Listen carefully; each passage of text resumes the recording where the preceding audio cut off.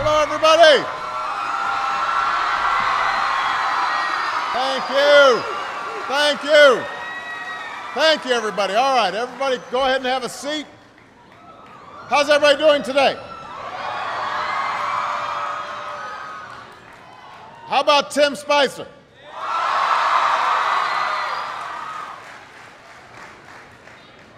I am here with students at Wakefield High School in Arlington, Virginia, and we've got students tuning in from all across America, from kindergarten through 12th grade.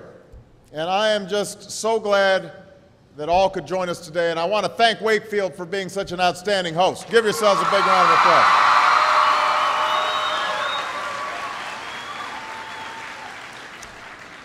Now, I know that for many of you, today is the first day of school.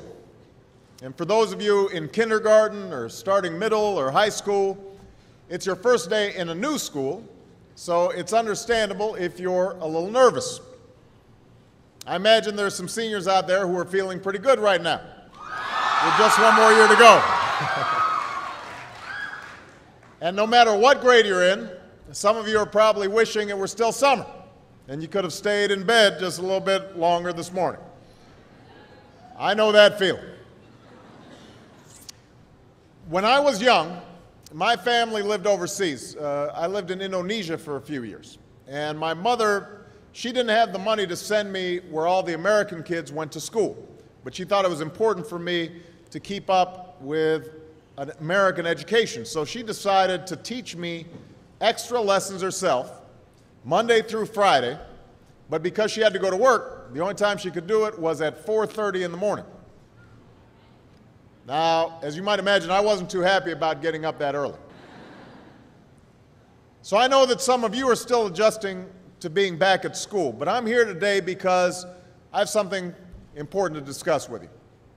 I'm here because I want to talk with you about your education and what's expected of all of you in this new school year.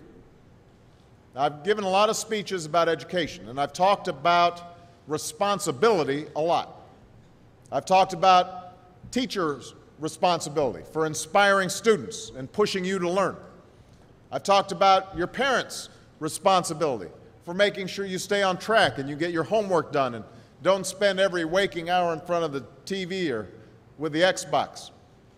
I've talked a lot about your government's responsibility for setting high standards and supporting teachers and principals and turning around schools that aren't working, where students aren't getting the opportunities that they deserve.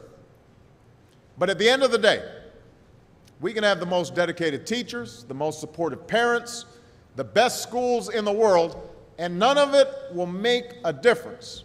None of it will matter unless all of you fulfill your responsibilities. Unless you show up to those schools, unless you pay attention to those teachers, unless you listen to your parents and grandparents and other adults, and put in the hard work it takes to succeed.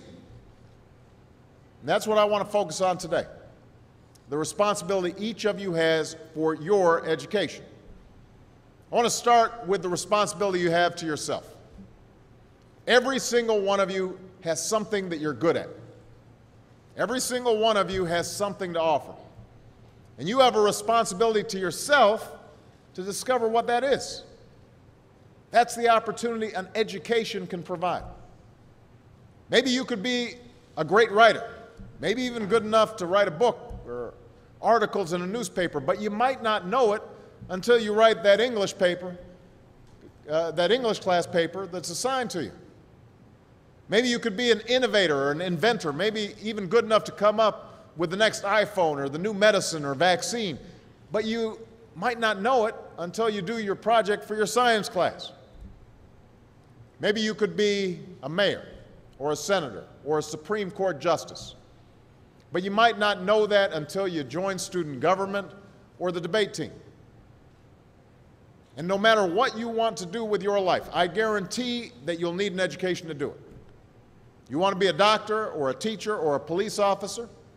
You want to be a nurse or an architect, a lawyer or a member of our military? You're going to need a good education for every single one of those careers. You cannot drop out of school and just drop into a good job. You've got to train for it and work for it and learn for it. And this isn't just important for your own life and your own future. What you make of your education will decide nothing less than the future of this country. The future of America depends on you. What you're learning in school today will determine whether we as a nation can meet our greatest challenges in the future. You'll need the knowledge and problem-solving skills you learn in science and math to cure diseases like cancer and AIDS, and to develop new energy technologies and protect our environment. You'll need the insights and critical thinking skills you gain in history and social studies to fight poverty and homelessness, crime and discrimination, and make our nation more fair and more free.